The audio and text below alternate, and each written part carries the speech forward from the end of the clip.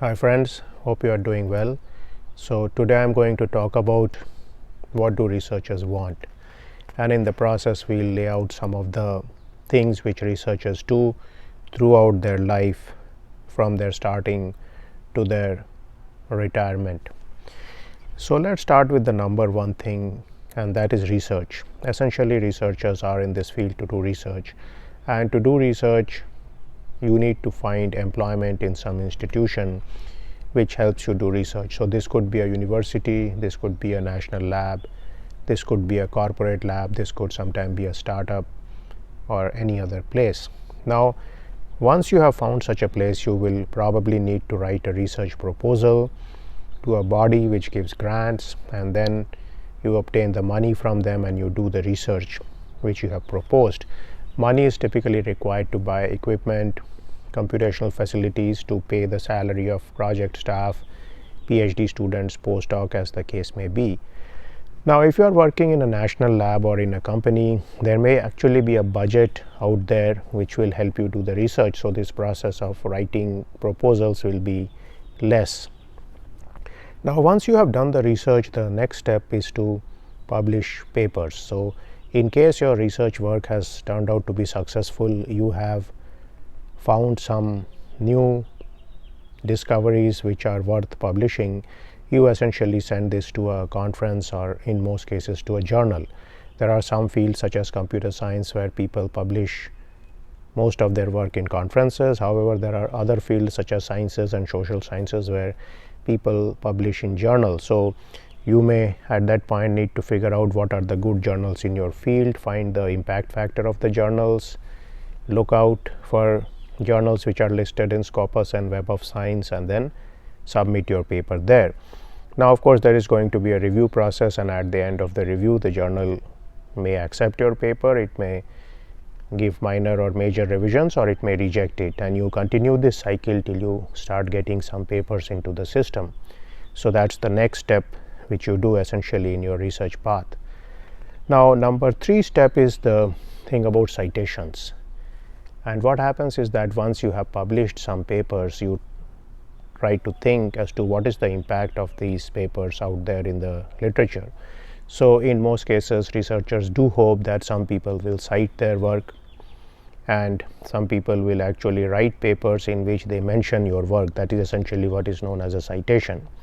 So this is the number 3 part of the researcher want list, that is citations. And citations essentially close the loop as far as the researcher is concerned. It makes them feel very good that somebody is bothering to read their research and somebody has even mentioned their research in a paper. Now number 4 thing is the H factor or index.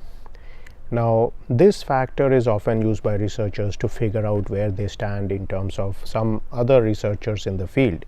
So essentially what happens with the H index is that this is a measure of scientific performance of a person, and typically if the H index is high, that means the person's research has made a bigger impact in the field. Now I have made a separate video about H index, so you can look into that for more details, but let me just say that H is a number which typically grows with time for a researcher, and therefore H values such as greater than 10 is considered pretty good for a junior researcher, greater than 20 is considered very good for a senior researcher, and so on. Do remember that H will be higher for people in disciplines where there is a lot of publications such as material science and chemistry, and lower in disciplines where there are less publications such as social sciences or math or some of these other fields. Now once people have accumulated papers, citations, and have a decent H index, they try to go for various fellowship prizes and so on. So essentially that is number 5 of the researchers want list, and that is often fellowships and prizes. Now in most professional societies there is a grading system, so you can become a member of a professional society such as the IEEE, and then you can at some point, if you have made a substantial contribution, become a fellow of this society. So the word fellow is considered to be very important as far as researchers are concerned, and many people want to become fellows of bodies such as the IEEE, the various institutions out there, maybe the ACM, maybe the American Physical Society and so on. So if you are considered to be a very good person, you become a fellow and you keep publishing, you keep increasing your H index, you keep writing some breakthrough papers from breakthrough research, one day the person may actually end up getting some big prize such as the Nobel Prize or the Fields Medal or some other prize in their field, as the case may be. Now finally I would say that in the last phase here, which is the prize getting phase, what matters a lot is the networking. So the previous phases are actually all functions of the research done and the papers published. So if you have done research, you can publish papers. If you have papers, you get citations. If you have citations, your H index will go up. Your H index goes up, you will after some time get some mid-career awards, get some young scientist award, maybe become a fellow of a few institutions and so on. And this process then starts requiring the secondary metric, and that is of networking. So essentially the fifth and final stage of a researcher's life is essentially focusing more on the prizes, the awards they get and so on, and this is a function of both the research they have done, the papers they have published, and the networks they have created, because now it is the remaining people who are out there in the system, your peer researchers, who have to say that, hey, this guy is really good, and then they give you this fellowship or this prize or something like that.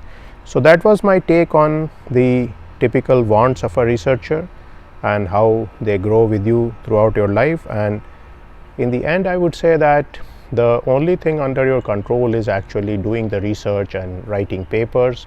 The remaining factors are all derived variables, be they citation or H index or certainly prizes and award.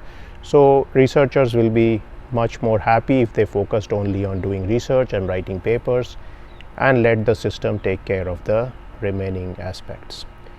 So that was my video for today, and I will see you in a video sometime soon. See you then.